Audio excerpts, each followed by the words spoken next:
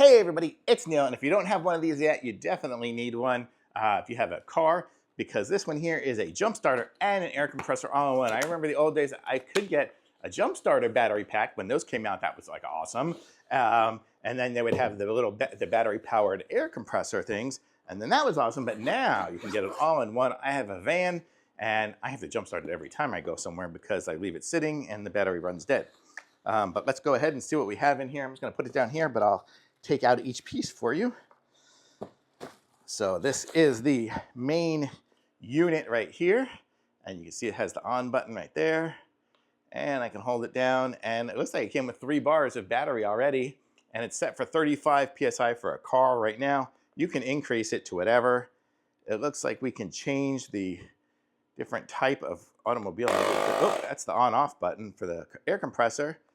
Oh, it has a flashlight up top. Look at that. Very cool. And it can flash. Okay. It has oh, here we go. We can do a motorcycle. I guess it wants to do about 40.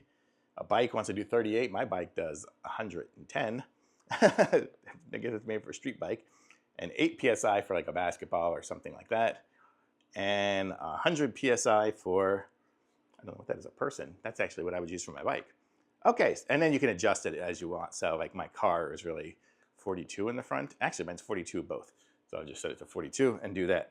Okay, and then the other parts we have in here are here is the tire compressor thing. So this one's good because it's the clip-on one and you just flip it down to go. I hate those screw-on ones. They take forever to get on there. So that's nice to have that style. Comes with the plug. I can use it for my pressed up bicycle right there. I have an inflator for the basketballs, and then these 2 inflators are for like, so that is cool. So we have all that. And then I have here the charging thing so I can charge it. Looks like it can connect up to USB to USB-C to charge it. And then we have what are they called? The jump starter cables. So it looks like it's going to go in here, start, stop. So we can put that in there, and then it'll be ready to go to jumpstart. So that's it right there. Just plug it in there. Here we have a USB and a USB-C ports, so we can charge our devices if we have phones or other things that are running low on batteries. That's where you'll screw in the tire pressure gauge. This one here, this Type-C, would also be where you charge it to charge the battery.